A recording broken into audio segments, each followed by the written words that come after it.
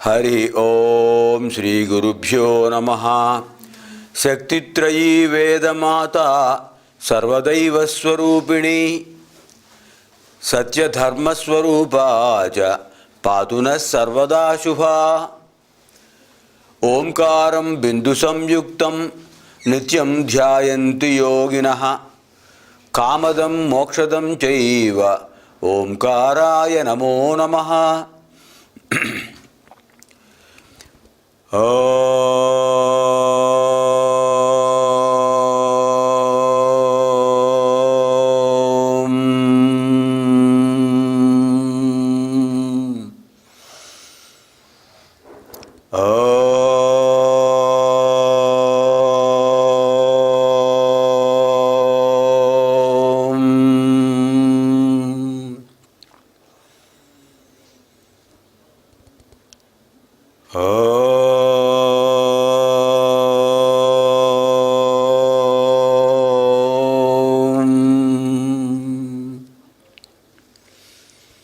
భారతీయ సంస్కృతి వైభవ కార్యక్రమానికి అందరికీ స్వాగతం, శుభస్వాగతం. అకార ఉకార మకారాలతో కూడినటువంటి ఓంకారం వేద మంత్రాలకు మూలమైనది. ఆ ఓంకారం నుంచే మనకు సృష్టి ప్రారంభమైంది. తర్కశాస్త్రంలో శబ్దగుణకం ఆకాశం అంటారు. శబ్దం రావడానికి శూన్యం ఉండాలి. ఆ శూన్యాన్ని ఎప్పుడైతే తొలగించడానికి ప్రయత్నిస్తామో అప్పుడు శబ్దం వస్తుంది. కనుక శబ్ద గుణకం ఆకాశం. అటువంటి ఓంకారం, ప్రణవనాదం, బ్రహ్మనాదం ఎల్లప్పుడూ కూడా యోగులు ఆ ప్రణవోపాసన చేస్తుంటారు. ఆ ఓంకారం కామదం మోక్షదం అవుతుంది. మనకి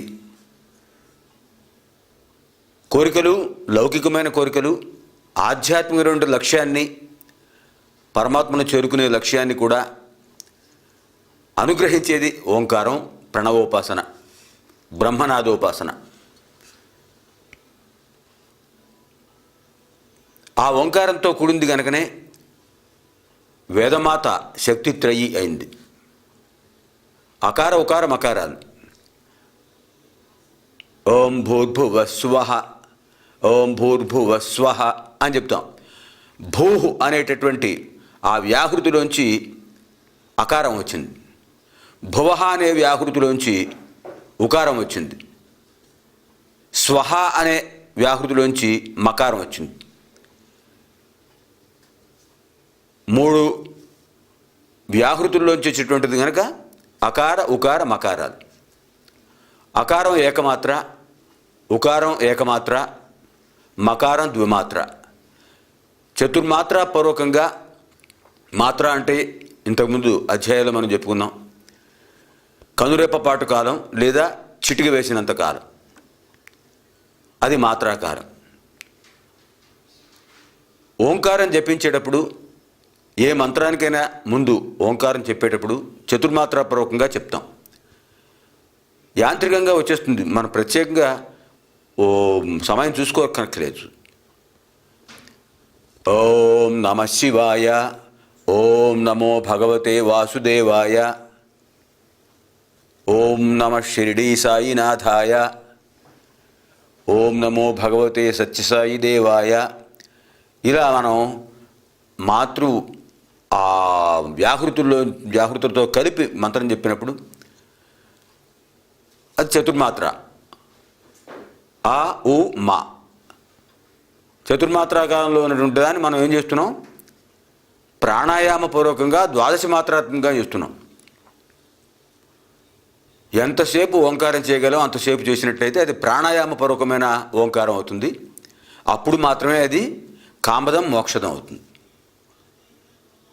ఓంకారం లేకపోతే మంత్రానికి ప్రభావం రాదు, శక్తి రాదు.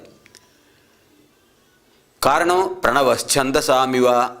వేదాలకు ఆద్యక్షరం ఓంకారం. ఓంకారంతోనే మనకి ప్రతి మంత్రం ప్రారంభమవుతోంది. ఋగ్వేదం ఓంకారంతో ప్రారంభమైంది, యజుర్వేదం ఓంకారంతో ప్రారంభమైంది, సామవేదం ఓంకారంతో ప్రారంభమైంది, అథర్వణ వేదం కూడా ఓంకారంతోనే ప్రారంభమైంది. ఏ మంత్రమైనా ఓంకారంతోనే. నిత్యం మనం చేసుకునే పూజా కార్యక్రమాల్లో ఓం కేశవాయ స్వహ, ఓం నారాయణాయ స్వహ, ఓం మాధవాయ స్వహ అని ఓంకారంతో చెప్తాం. కనుక అటువంటి విశిష్టమైనటువంటిది ఆ ఓంకార నాదాన్ని మనం ఉభయ సంధ్యా సమయాల్లో చేసినట్లయితే, పిల్లలకు కూడా మనం అలవాటు చేసినట్లయితే ఏకాగ్రత పెరుగుతుంది. దానివల్ల శారీరకమైనటువంటి ఆరోగ్యం, మానసికమైన ప్రశాంతి రెండు కలుగుతాయి.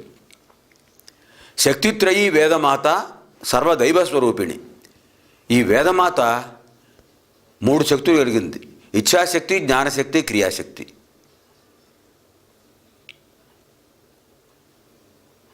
సర్వదైవ స్వరూపిణి.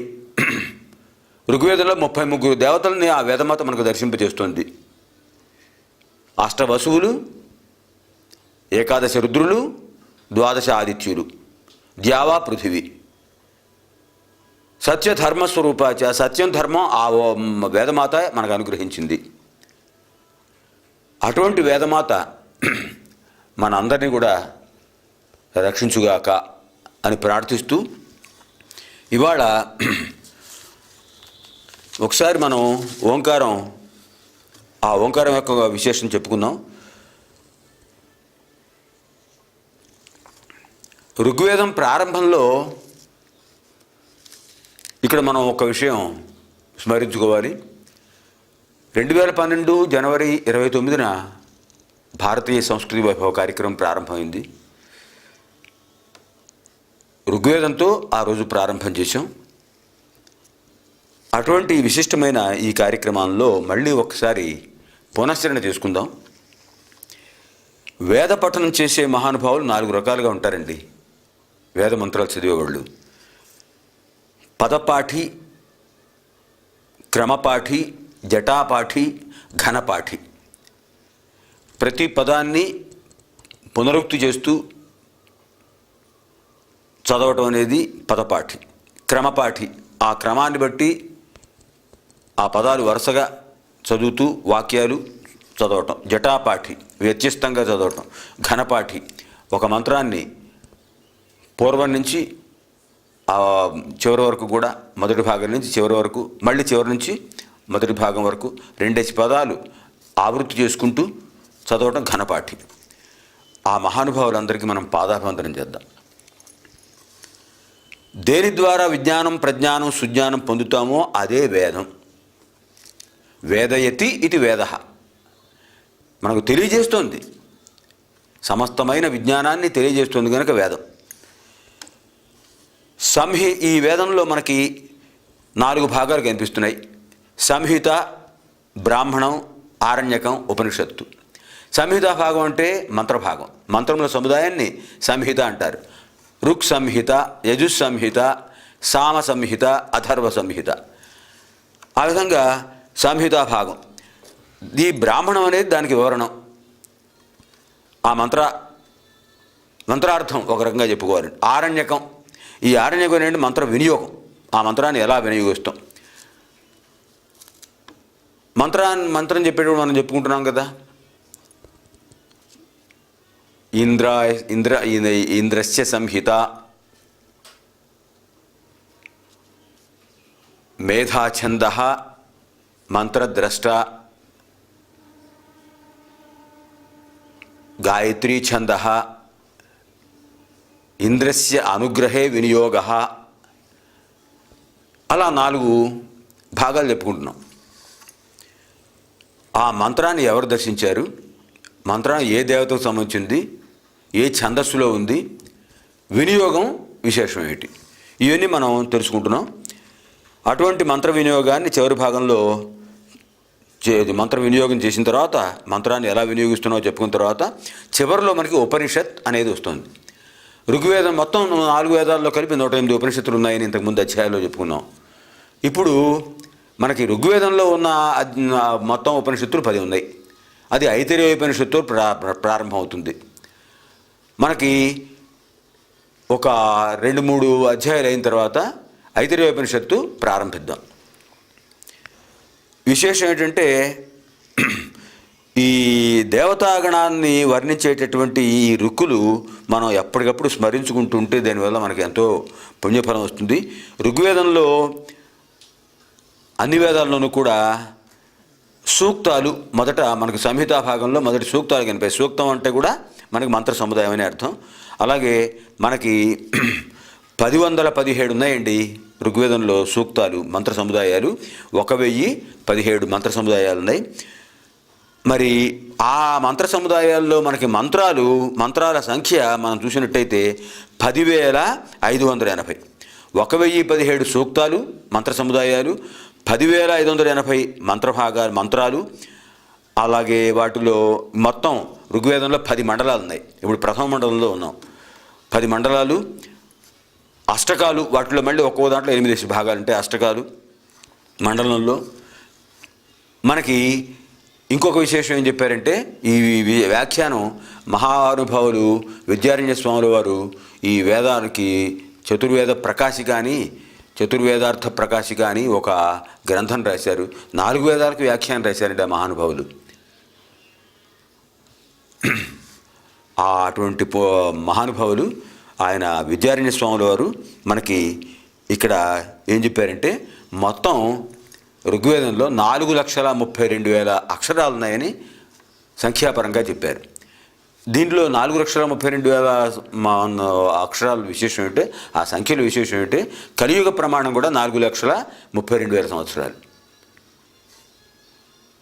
దీనికి రెట్టింపు ద్వాపరయుగం, దానికి రెట్టింపు ఇంకొక 4,32,000 కలిపితే త్రేతాయుగం, దానికి ఇంకో 4,32,000 కలిపితే అంటే 4 × 4,32,000 కృతయుగం. మొత్తం అన్ని కలిపితే మళ్ళీ 43,20,000 సంవత్సరాలు.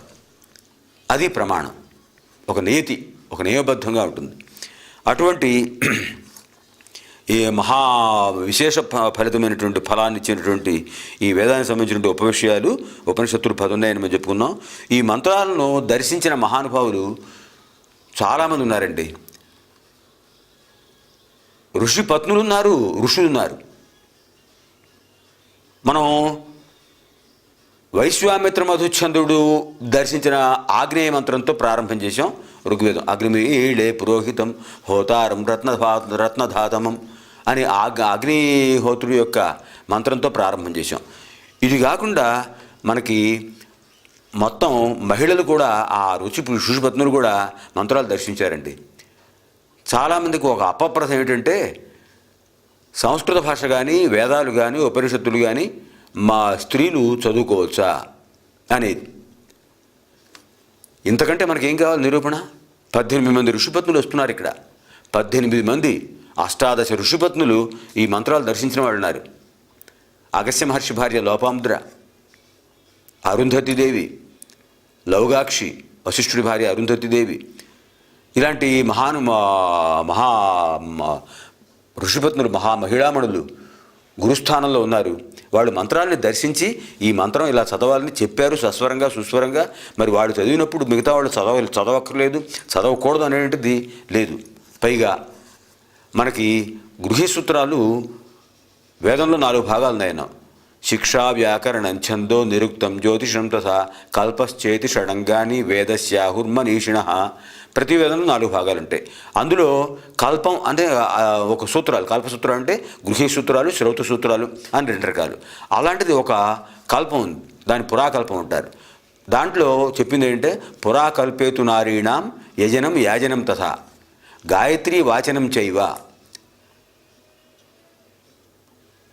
అనుస్యూతే పునర్వృతా.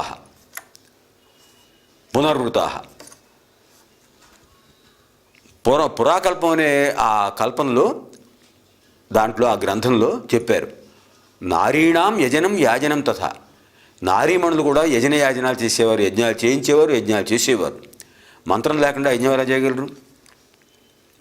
గాయత్రీ వాచనం తథా, వాళ్ళు కూడా గాయత్రి మంత్రాన్ని సస్వరంగా సుస్వరంగా చెప్పేవాళ్ళు. గాయత్రి మంత్రాన్ని చెప్పించి అమోఘమైన శక్తిని పొందారు వాళ్ళు. అందుచేత అందరూ కూడా, కాకపోతే మహిళలకు ఒక అవాంతరం ప్రతి నెలగా ప్రతి మాసం కూడా ఒక 4 రోజులు వాళ్ళకి కొంచెం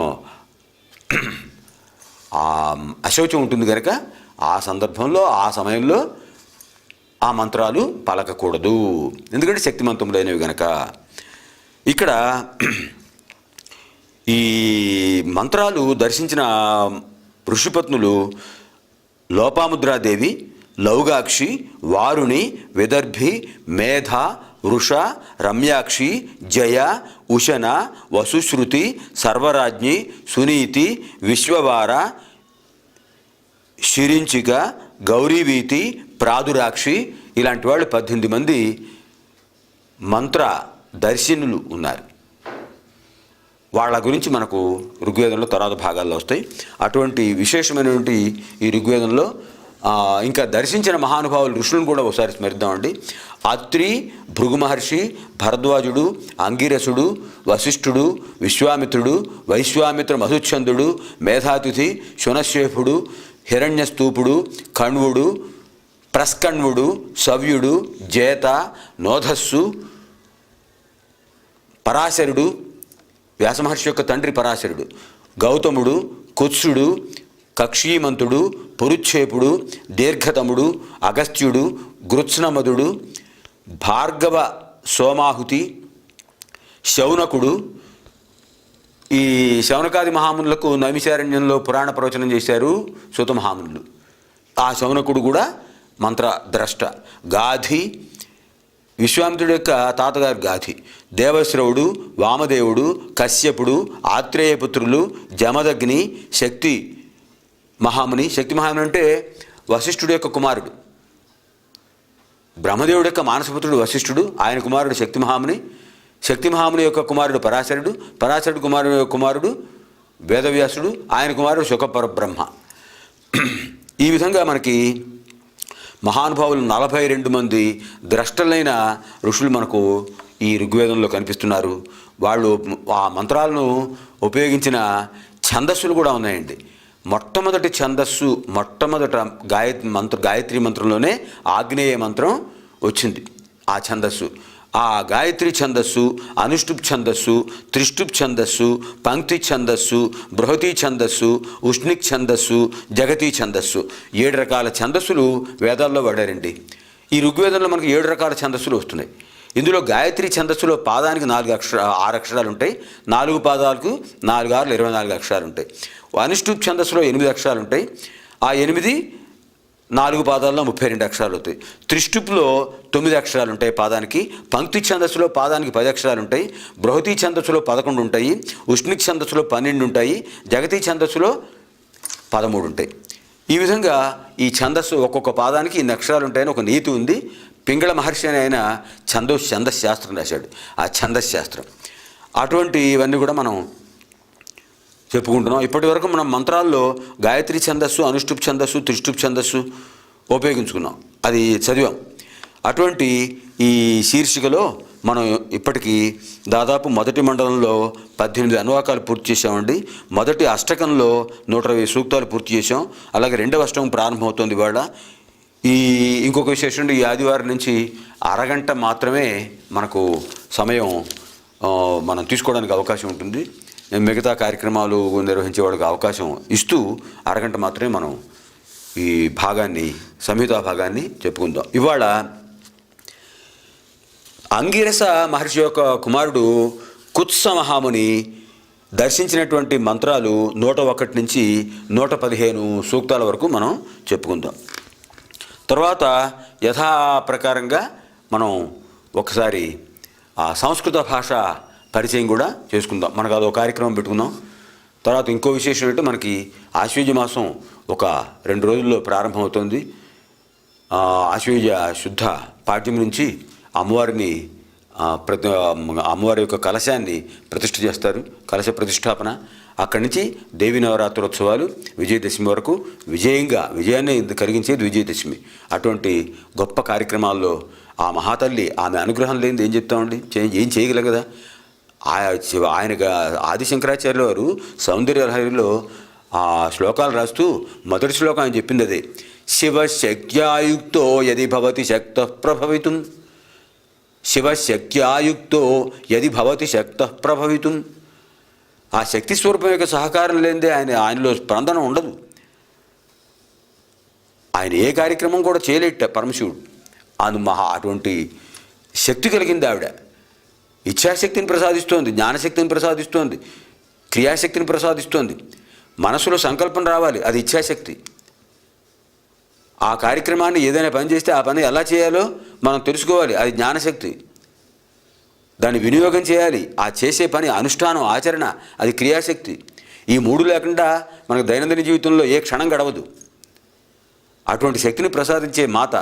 అందుకనే ఆయన చెప్పింది శివశక్త్యాయుక్తో యది భవతి శక్త ప్రభవితుం. శక్తి స్వరూపిణి యొక్క సహకారం లేదా శివుడు ఏ పని చేయలేట. అటువంటి శివశక్తి స్వరూపాలకు నమస్కారం చేస్తూ మనం ఓం ఐం హ్రీం శ్రీం లలితాదేవ్యై నమః, ఓం ఐం హ్రీం శ్రీం శ్రీమాత్రే నమః, ఓం ఐం హ్రీం శ్రీం సర్వారాధ్యాయ నమః, ఇలా మంత్రాలు చదువుకుంటూ ఉంటాం. అటువంటి ఆ తల్లి యొక్క అనుగ్రహాన్ని మనం ఈ శరన్నవరాత్రోత్సవాల్లో, శరత్కాలంలో, ఈ ఆశ్వయుజం కార్తీకం 2 మాసాలు శరదృతువు. ఈ శరత్కాలంలో నిర్వహించుకునే విశిష్టమైనటువంటి పర్వదినం, 10 రోజుల పండగ దశ పర్వదినోత్సవం. అటువంటి దీన్ని దేవీ నవరాత్రోత్సవాలు, శరన్నవరాత్రోత్సవాలు అంటూ ఉంటాం. అటువంటి మహా కార్యక్రమం, విశిష్టమైన కార్యక్రమం ఆశ్వయుజ శుద్ధ పాడ్యమి నుంచి విజయదశమి వరకు అమ్మవారి యొక్క అలంకరణలు రకరకాల రూపాల్లో, బాలా త్రిపుర సుందరిదేవి, అలాగే మనకి విశేషమైనటువంటి అలంకారాలు ఉన్నాయి.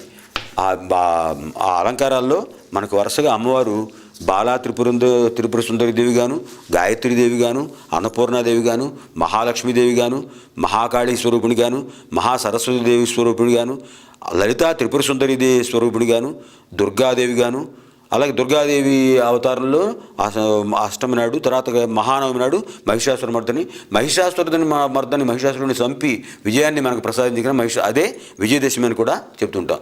కొంతమంది చివరి రోజు రాజరాజేశ్వరి అలంకరణ కూడా చేస్తుంటారు. అటువంటి మహాదేవతామూర్తుల యొక్క ఆ అమ్మవారి యొక్క అనుగ్రహం కలగాలని శరన్నవరాత్రాల్లో కోరుకుంటూ మనం ఇప్పుడు ఈ మంత్రంలో 101వ సూక్తం నుంచి 115 సూక్తం వరకు కూడా ఈ కుత్స మహర్షి 5 సంహితలు, 5 సూక్తాలు చెప్తున్నాడు. సూక్తం అంటే మంత్ర సముదాయం. ఇందులో మొదటగా ఆయన ఇంద్రుని గురించి చెప్తున్నాడు. ఇంద్ర అంటే జయించే స్వభావం కలవాడు. ఆయన తూర్పు దిక్కుకు అధిపతి అని చెప్పుకున్నాం. ఆయన భార్య పేరు ఇంద్రాణి. ఆ ఇంద్రాణి కూడా గొప్ప శక్తిమంతురాలు. ఆయన యొక్క వాహనం ఐరావతం. ఆయన చేతిలో ఉండే ఆయుధం వజ్రాయుధం. ఆయన రాజధాని, దేవలోకం రాజధాని అమరావతి. ఆయనకు నందనవనం అనే ఒక గొప్ప ఉద్యానవనం ఉంది. ఆ నందనవనంలో కామధేనువులు, కల్పవృక్షాలు, కల్పలతలు అన్నీ ఉంటాయి. కోరిన కోరికలు ఇచ్చే వృక్షం కల్పవృక్షం, కోరిన కోరికలు ఇచ్చే ఒక లత పూలతీగ కల్పలత, కోరిన కోరికలు ఇచ్చే ధేనువు కామధేనువు. అవన్నీ కూడా దేవలోకంలో ఉన్నాయి. ఇవన్నీ క్షీరసాగర మధురంలో ఆ సముద్రోద్భవాలే, సముద్రం నుంచి వచ్చినవే. అవన్నీ కూడా దేవేంద్రుడు జాగ్రత్తగా నిర్వహిస్తుంటాడు. వాటి ద్వారా లోకానికి క్షేమం కలుగజేస్తుంటాడు. అటువంటి మహానుభావుడు దేవేంద్రుడు. ఈ దేవేంద్రుడు ఈయన అదితి కుమారుడు. కశ్యప ప్రజాపతికి అదితి, దితి, వినత, కద్రువ అనేటువంటి భార్యామణులు ఉన్నారు. అందులో అదితి యొక్క కుమారులు ఆదిత్యులు. ఇంద్రుడు మొదటివాడు. ఇంద్రుడికి జేత అని కూడా పేరుంది. జేత అనే ఒక మహర్షి కూడా ఉన్నాడు, మంత్రద్రష్ట. ఈ ఇంద్రుడు ఇంద్రుడు తన శక్తితో ఆయన ఎంతమందో రాక్షసుల్ని సంహరించాడు. ప్రజలకు ఎటువంటి బాధ కలగకుండా రాక్షసుల వల్ల ఆయన ఎంతో అనుగ్రహం కలిగిస్తున్నాడు. ఈ ఇంద్రుడికి మేఘాధిపతి అని కూడా అంటారు. మేఘాధిపతి కనుకనే ఆయన సృష్టి కలగజేస్తాడు ఆ మేఘాలను తన అదుపులో పెట్టుకుని. అటువంటి మహానుభావుడు మనకిక్కడ వస్తున్నాడు. ఆ ఇంద్రుడు అశ్వాలకు, గోవులకు అధిపతి, సర్వస్వతంత్రుడు, సర్వకార్య సమర్థుడు. ఇవన్నీ కూడా విద్యారణ్య స్వాముల వారు ఈ మంత్రాల వ్యాఖ్యానంలో మనకు చెప్తున్నారు. అలాగే వీరులను తయారు చేసేవాడు ఆయన. అందుకని ఏం చెప్తున్నారంటే మరుత్వంతం సఖ్యాయ హవామహే అని మంత్రం అగ్నిహోత్రంలో ఆయన్ని స్మరిస్తూ ఆ హవిస్సు వేస్తుంటారు. మరుత్వంతం సఖ్యాయ హవామహే. మరుత్వంతం గొప్ప మరుత్తు, సప్తమరుత్తులు ఆయనకు అనుచరులు, ఆయనకు సహాయకులు. సప్తమరుత్తులతో కూడినటువంటి ఆ ఇంద్రుడు మనకు ఎంతో సఖ్యాన్ని, ఎంతో హితాన్ని కలగజేసాడు కనుక ఆయన్ను హవామహే, ఆయన్ని ఆరాధిస్తున్నాము. ఆయన సంతృప్తి కోసం ఇంద్రాయ స్వాహ, ఇంద్రాయ ఇదన్నమమ అని ఆ హవిస్సును దాంట్లో వేస్తున్నాము. అటువంటి మహానుభావుడు ఆ ఇంద్రుడు. ఈ ఇంద్రుడు రుద్రపుత్రులు, మరుత్తులు వీళ్ళ యొక్క సహకారంతో ఆయన ఆకాశంలో అంతరిక్షం అంతా తిరుగుతుంటాడు. అలాగే యజన యాజనాల్లో ఆయన దగ్గరుండి యజ్ఞ కార్యక్రమం సరిగ్గా సవ్యంగా జరిగేట్టు చూస్తుంటాడు. అటువంటి మహానుభావుడు ఆయన శత్రుంజయుడు అని కూడా ఆయన పేరుందండి. శత్రుంజయుడు ఆయన ఆ రథసారథి మాతలి అనేటటువంటి ఆ ఒక దివ్యపురుషుడు ఆ ఇంద్రుడి యొక్క రథసారథి. అలాగే ఈయన కుబేరుణ్ణి ఉత్తర దిక్కుగా అధిపతిగా ఈయనే చేశాడు. ఆ దిక్పాలకులుగా ఆధిపత్యాన్ని ఇచ్చి వాళ్ళ యొక్క ధర్మాన్ని నిర్వహించడంలో వాళ్లకు ఎంతో సహకారం ఇస్తున్నాడు. గోవులకు, అశ్వాలకు, జనులకు, సర్వ చరాచర జీవరాశికి ఆయన అధిపతి కనుక ఓ మహానుభావ, నువ్వు మమ్మల్ని అనుగ్రహించు, నీ అనుగ్రహంతోనే మేము ఏ పనైనా చేయగలుగుతున్నాము అని ఇంద్రుడిని మనం స్తోత్రం చేస్తున్నాం ఈ మంత్రాల్లో. అలాగే మదోన్మత్తులైన రాక్షసులందరినీ కూడా సంహరించాడు ఆయన. సంహరించి వృత్రాసురుణ్ణి కూడా సంహరించాడు. వృత్రాసురుడు మహాభయంకరుడైన రాక్షసుడు. ఆ వృత్రాసురుణ్ణి సంహరించి మనకు ఎంతో అనుగ్రహం కలగజేశాడు. అలాగే మిత్రుడు, వరుణుడు, సముద్రుడు, భూమి, ద్యులోకం ఇవన్నీ కూడా మనకు ఎంతో రక్షణ కలిగిస్తున్నాయి. వాటినన్నిటినీ కూడా వాటి ద్వారా మనకు రక్షణ కలిగించే శక్తికి ప్రసాదిస్తున్నాడు మహానుభావుడు ఇంద్రుడు, దేవేంద్రుడు. అలాగే ఈయన కువయుడు అనేటువంటి ఒక ఉదక మధ్యంలో ఉండేటువంటి ఒక యక్షుడు కువయుడు. ఆ కువయుడు జలాన్ని సమృద్ధిగా ఇచ్చేటువంటి శక్తి గలవాడు. ఆ కువయుడు జల మధ్య భాగంలో ఉంటుంటాట అదృశ్యంగా. యక్షులు వారిచెర్లు అని పేరు వాళ్ళకి. వారిచెర్లు, వారిషు చరతీతి వారిచరహ. ఆ వారిచెర్లు యక్షులు. ఆ యక్షులలో కువయుడు ఒకడు. ఈ కువయుడిని అతను ఇంద్రుడు రక్షిస్తుంటాడు. కువయుడి ద్వారా జల సమృద్ధి కలిగిస్తుంటాడు. ఎంతో బలవంతుడు ఈయన. అటువంటి మహానుభావుడు సోమరసాన్ని స్వీకరించి మనకు అనుగ్రహం కలుగజేయాలని ప్రార్థిస్తున్నాం. తర్వాత మనం చివరి భాగంలో ఒకసారి సంస్కృత భాష స్మరణం చేసుకుందామండి. దివ్యాం భవ్యాం సుబోధాం చ శుద్ధాం అర్థప్రదాయినీం జననీం బహుభాషాణాం వందే గీర్వాణ భారతీం. కేయూరాణి న భూషయంతి పురుషం హారాన చంద్రోజ్వలాః న స్నానం న విలేపనం న కుసుమం నాలంకృతా మూర్ధజాః వాణ్యేకా సమలంకరోతి విబుధం యా సంస్కృతా ధార్యతే క్షీయంతేఖిల భూషణాని సతతం వాగ్భూషణం భూషణం. మహాకవి భర్తృహరి మనకు ప్రసాదించాడు ఈ శ్లోకాన్ని. ఎంత బాగా చెప్పాడంటే, మానవుడికి వాగ్భూషణమే భూషణము, మిగతా అలంకారాలన్నీ కూడా నశించేవే. క్షీయంతే అఖిల భూషణ అని అటువంటి సంస్కృత భాషలో మనకు ఇంతకుముందు కొన్ని వాక్యాలు చెప్పుకున్నాం. సహా సంస్కృతం పఠతి, సహా బాలః గృహం గచ్చతి, సహా బాలః కళాశాలం గచ్చతి. ఈ విధంగా వాక్యాలు వస్తున్నాయి. ఈ వాక్యాల్లో కర్త, కర్మ, క్రియ అనే విభాగాన్ని మనం ఏ విధంగా విడదీయాలి, ఏ విధంగా వాక్యాలు చెప్పుకోవాలి మనం తర్వాత అధ్యాయాల్లో చెప్పుకుందాం. అప్పటి వరకు కూడా ఓం సహనావవతు సహనౌ భునక్తు సహ వీర్యం కరవావహై తేజస్వినావధీతమస్తు మా విద్విషావహై. ఓం శాంతి శాంతి శాంతి. స్వస్తి ప్రజాభ్యః పరిపాలయంతాం న్యాయేన మార్గేణ మహీం మహీషాః. గోబ్రాహ్మణేభ్యः శుభమస్తు నిత్యం. లోకాः సమస్తాः సుఖినో భవంతు. అసతో మా సద్గమయ తమసో మా జ్యోతిర్గమయ మృత్యోర్మా అమృతం గమయ. ఓం శాంతి శాంతి శాంతి.